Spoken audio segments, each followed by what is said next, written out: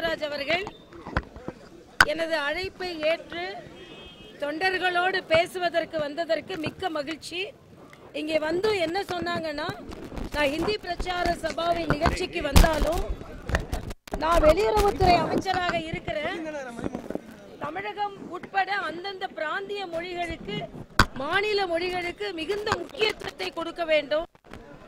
அது மட்டுமல்ல, வெளியுறவுத்துறை சார்பாக அந்தந்த நாடுகளில் இப்போ தமிழுக்காக ஒரு நிகழ்ச்சிக்கு போகுவதாக இருந்தால் தமிழ் புத்தகங்களை பரிசளிக்க வேண்டும். பல இடங்களில் தமிழர்களை பார்க்கும் பொழுது நான் திருக்குறளை பரிசாக அளித்துக் கொண்டிருக்கிறேன். அதனால மாநில மொழிகளுக்கு முக்கியத்துவம் கொடுக்கப்படுகிறது. அதுவும் எப்பொழுது என்றால், மரியாதைக்குரிய மோடி அவர்கள் ஆட்சிக்கு வந்த இந்த 4.5 ஆண்டு காலத்துல தான் ஹிந்திக்கு எவ்வளவு முக்கியத்துவமோ அதே அளவிற்கு தமிழுக்கும் மாநில மொழிகளுக்கும் முக்கியத்துவம் கொடுக்கப்படுகிறது என்பதை தெளிவாக இங்கே எங்களிடம் குறிப்பிட்டார்கள்.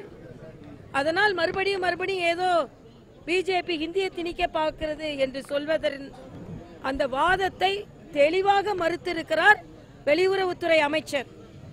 இன்னொன்று, தேர்தலுக்காக எங்களுக்கு சில வழிமுறைகளை அவர்கள் சொல்லிவிட்டு சென்றிருக்கிறார்கள். இன்னொரு மகிழ்ச்சியான ஒரு அறிவிப்பு, மரியாதைக்குரிய மோடி அவர்கள் ஜனவரி 27ஆம் தேதி மதுரைக்கு வருகிறார்கள்.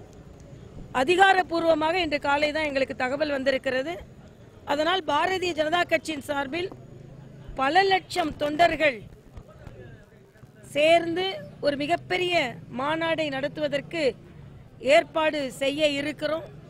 தமிழகத்தில் மேலும் பல திட்டங்கள் வருவதற்கு அவரது வருகை மிக பேருதவியாக இருக்கும். தமிழகம் நிச்சயமாக பல திட்டங்களை மோடி அவர்களின் அரசின் மூலம் பெற்றுக்கொண்டிருக்கிறது என்பதற்கு பல திட்டங்கள் வர இருக்கிறது, வந்திருக்கிறது என்பதையும் நான் தெளிவுபடுத்துகிறேன். இல்லை, இப்பதான் 27ஆம் தேதி, இன்று காலை தான் 27ஆம் தேதி வருகிறார்கள் என்று அதிகாரப்பூர்வமாக எங்களுக்கு தகவல் வந்திருக்கிறது. ஏனென்றால் இதற்கு முன்பு யூகத்தின் அடிப்படையில் சொல்லப்பட்டது, அதிகாரப்பூர்வமாக சொல்லப்படவில்லை. ஒருவேளை முன்னதாக கூட வரக்கூடும் என்ற தகவல்கள் எல்லாம் இருந்து கொண்டிருந்தது. இன்று காலை தான் எங்களது அகில பாரத கட்சியிடமிருந்து மரியாதைக்குரிய பாரத பிரதமர் அவர்களின் நிகழ்ச்சிகளை வடிவமைக்கும் பொதுச் செயலாளரிடமிருந்து அதிகாரப்பூர்வமாக தகவல் 27ஆம் தேதி மதுரை வருகிறார். ஆவலாக இருக்கிறார்கள். அதற்கு பின்பு யாரையெல்லாம் சந்திக்கிறார்கள் என்பது இன்னும் திட்டமிடவில்லை என்பது. திட்டங்கள் வருவதற்கான தொடக்கமா இருக்குன்னு சொன்னீங்க, கூட்டணிக்கான தொடக்கமாக அமைவதற்கான இல்லை, அதாவது மரியாதைக்குரிய மோடி அவர்கள் வருகிறார்கள். அவர்கள் வரும் அந்த வருகை எங்களது தொண்டர்களுக்கும் தமிழக மக்களுக்கும் மிகுந்த உற்சாகத்தை தரும். அதனால மற்ற பயண திட்டங்கள்லாம் தெளிவா திட்டமிட்ட பின்பு உங்களுக்கு நான் சொல்றேன்.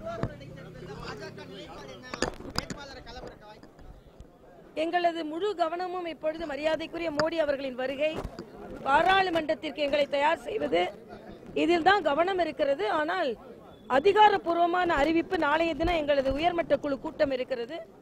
ஜனநாயக முறைப்படி அவர்களிடம் கலந்து ஆலோசித்து விட்டு நான் அறிவிப்பேன். இன்னைக்கு ஈவினிங் அறிக்கை தாக்கல் பண்றேன்னு சொல்லியிருக்காங்க. ஒருவேளை அந்த அறிக்கையெல்லாம் பார்த்துட்டு முடிவு பண்ணலாம்னு வெயிட் பண்றீங்க. என்ன அறிக்கை? தேர்தல் ஆணையத்திலிருந்து, அந்த மாவட்டத்திலிருந்து ஒரு அறிக்கையை பெறப்பட சொல்லியிருக்காங்க. தேர்தல் நடக்குமா இல்லையாங்கிற சந்தேகங்கள் அதெல்லாம் இல்லை. நான் முதலில் இருந்தே இந்த 6ஆம் தேதி கூட்டத்தை தான் சொல்லிக் கொண்டிருக்கிறேன். அறிக்கை தாக்கல் செஞ்ச பிறகு நான் 6ஆம் தேதி கூட்டத்தை கூட்டல. 6ஆம் தேதி கூட்டம் ஏற்கனவே நெடுநாளைக்கு முன்னாலேயே திட்டமிடப்பட்ட கூட்டம். அதனால அந்த கூட்டம் நிறைவடைந்த பின்பு நான் சொல்கிறேன். அதாவது நான் தெளிவாக சொல்கிறேன், இன்னும் கூட்டணி பற்றி முழுமையாக முடிவு செய்யப்படவில்லை. ஆனால் கூட்டணி அமைத்து தான் போட்டியிடுவோம். இன்னும் கொஞ்சம் இன்னும் அதெல்லாம் ஆரம்பிக்கணும். ஏன்னா அதிகாரப்பூர்வ பேச்சுவார்த்தையில இன்னும் ஆரம்பிக்கப்படவில்லை. அதாவது ஒரு கட்சி என்று வரும்பொழுது அதிகாரப்பூர்வமான பேச்சுவார்த்தைகள் நடத்த வேண்டும். எத்தனை இடங்கள் என்று பேச வேண்டும். இதெல்லாம் இன்னும் கால அவகாசம் இருக்கிறது. அந்த கால அவகாசம் இருப்பதனால் நாங்கள் தெளிவாக முடிவெடுப்போம்.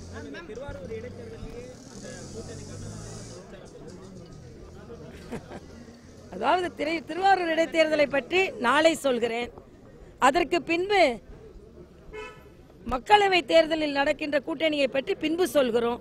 கொஞ்சம் பொறுத்திருந்து பார்ப்போமே. இல்ல மேம், ஆனா இந்த நிச்சயம் 5 மாநில தேர்தலை வந்து நாடாளுமன்றத்துக்கான ஒரு செமிஃபைனல் சொன்னாங்க. தமிழ்நாட்டை பொறுத்த வரைக்கும் திருவாரூர் தேர்தல் வந்து நாடாளுமன்ற தேர்தலுக்கான ஒரு செமிஃபைனலா இருக்குமா? அந்த முடிவுகள் எப்படி இருக்கும்னு நினைக்கிறீங்க? அதாவது ஒரே ஒரு தேர்தல், இந்த 5 மாநில தேர்தலே செமிஃபைனல் கிடையாது. அதுக்கப்புறம் ஒரே ஒரு தேர்தல், ஒரே ஒரு சட்டமன்ற செமிஃபைனலா இருக்க முடியும்? செமிஃபைனலாலாம் இருக்க முடியாது. ஆனா நிச்சயமாக திருவாரூர் ஒரு திருப்பத்தை தரும் என்று நினைக்கிறேன். இருக்க முடியும்.